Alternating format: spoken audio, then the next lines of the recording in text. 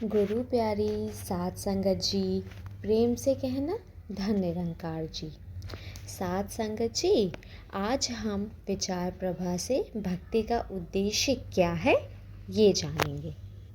आस्तिक जगत में भक्ति का विषय महत्व है। ज़्यादातर लोग कथा कीर्तन आदि को ही भक्ति मानते हैं।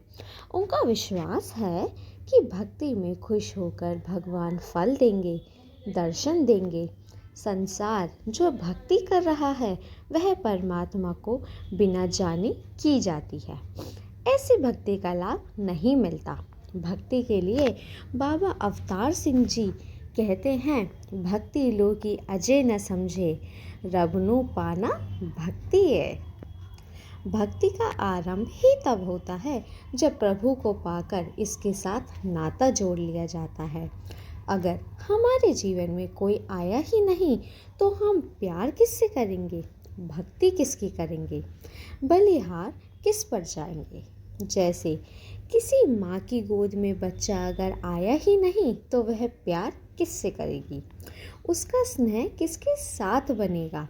इस प्यार और मोह के लिए गोद में बच्चा आना ज़रूरी है। जैसे बिजली का कनेक्शन ही अगर हमारे घर तक नहीं आया तो हम चाहे कितने ही बल्ब खरीद ले, हमारे घर में रोशनी नहीं हो सकती। अगर बढ़िया बढ़िया कीमती मशीनें, कमरा गर्म करने वाली मशीनें, ठंडी हवा अथवा हर प्रकार की सुख देने वाली मशीनें, ठंडी हवा देने वाली हमारे घर में हो, लेकिन बिजली का कनेक्शन ही ना हो तो वह हमारे किसी काम की नहीं आती। इसी प्रकार यदि प्रभु दातार को जानना नहीं, इसके साथ नाता जुड़ा नहीं, तो फिर भक्ति भी नहीं हो सकती। इस दातार को आठों पहर ध्यान में रखना होता है। उठते बैठते चलते फिरते इसका एहसास करना ही भक्ति है। ऐसा अनुभव करना कि यह दातार इंसान की हर हरकत से वाकिफ़ है, हर हरकत पर इसकी निगाह है, ये अनुभूति ही भक्ति है। भक्त के लिए एक पल भी ऐसा नहीं होता जब यह परमात्मा गैर हाजिर हो। दूसरे इंसान की गैर हाजिरी तो हो सकती है, लेकिन इस प्रभु की गैर हाजिरी एक पल भी नहीं हो सकती। इसकी गैर हाजिरी होती है तो मन से होती है, और जब मन से इसकी गैर हाजिरी होती है उसी वक्त हमारे बुरे कर्म होते हैं। हम दूसरों को बुरा सोचते हैं, दूसरों को बुरा मांगते हैं। गुरु मत में तीनों चीज़ें ज़रूरी हैं, भक्ति, भक्त और भगवान भाव। ये भक्त की ज़रूरी है। भक्ति भावना भी ज़रूरी है, और जिसकी भक्ति की जा रही है वह भगवान भी ज़रूरी है। दादू भगत के बारे में घटना मशहूर है साध संगत जी। कोई ऐसा इंसान था जो शहर के इंतज़ाम में लगा हुआ था। उसकी किसी ने बताया कि यहाँ पर एक संत महापुरुष भगत है। उसके मन में आया कि चलो उसके दर्शन करते हैं। जीवन का बहुत समय माया के व्यतीत कर दिया, अब कुछ भक्ति के मार्ग पर लगना चाहिए। ऐसा विचार करके वह अपने घोड़े पर सवार होकर चल पड़ा। आगे जब बढ़ा, रास्ते में एक इंसान को देखा तो कुछ झाड़ियाँ वगैरह काट रहा था। उसको पूछता ही, यहाँ पर दादू भगत रहते हैं, उनका घर किधर है? उस व्यक्ति ने सुना नहीं और झाड़ियाँ काटने में व्यस्त था।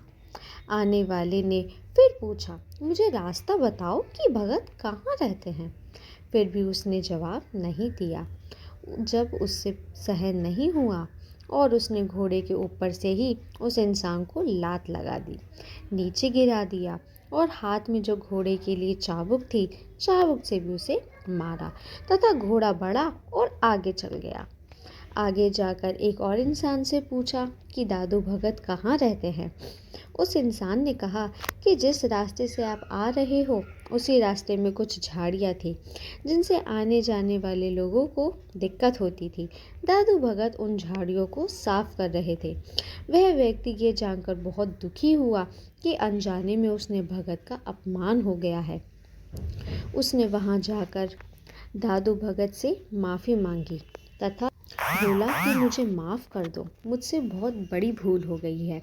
दादू भगत ने उसको यही कहा कि तेरे मन में एक अज्ञानता थी, उसी अज्ञानता के कारण तुमने ऐसा किया।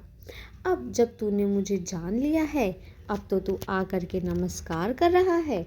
अब तो अपने आप को तूने झुका हुआ अब समझ लिया।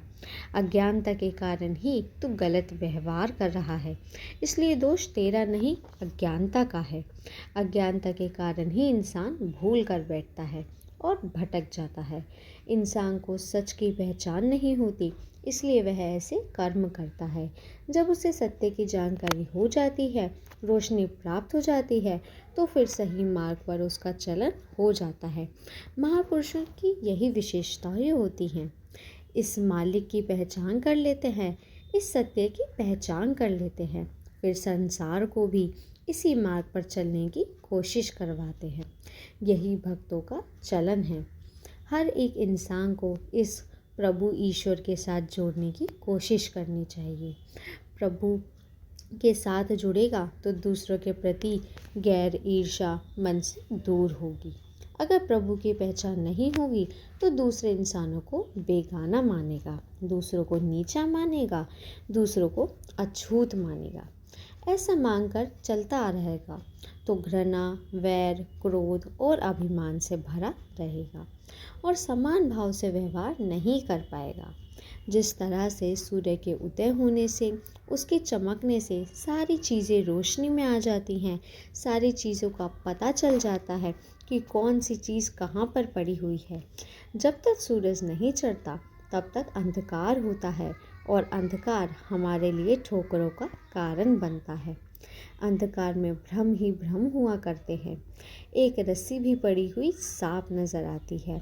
हवा से हिलती हुई झाड़ियाँ भी बहुत बहुत भयानक जानवरों के रूप हमें नजर आती है। लेकिन सूरज के उदय हो जाने से, रोशनी में आ जाने से वास्तविकता हमारी आंखों के सामने आ जाती है कि कोई इंसान बेगाना नहीं है, कोई ऊंचा नहीं है, कोई नीचा नहीं है। फिर ये किसी को बेगाना नहीं मानता और सबको निरंकार का रूप जानकर सबकी सेवा करता है, सबसे प्यार करता है। इसका द्वेष और द्वेष भाव समाप्त हो जाता है। वास्तव में यही भक्ति की शुरुआत है। भक्ति के लिए ज्ञान रूपी उजाले का होना बहुत ज़रूरी है। ब्रह्म ज्ञान से भक्ति का आरंभ होता है। यह भक्ति की पहली सीढ़ी है, अंतिम नहीं। ज्ञान देते समय महात्मा सत्संग, सेवा, सुमिरन की प्रेरणा देते हैं। ये भक्ति के आवश्यक अंग माने गए हैं। साध संगत जी, आज का विचार आपको पसंद आया हो तो वीडियो को लाइक और चैनल को सब्सक्राइब ज़रूर कीजिएगा। धन्य निरंकार जी।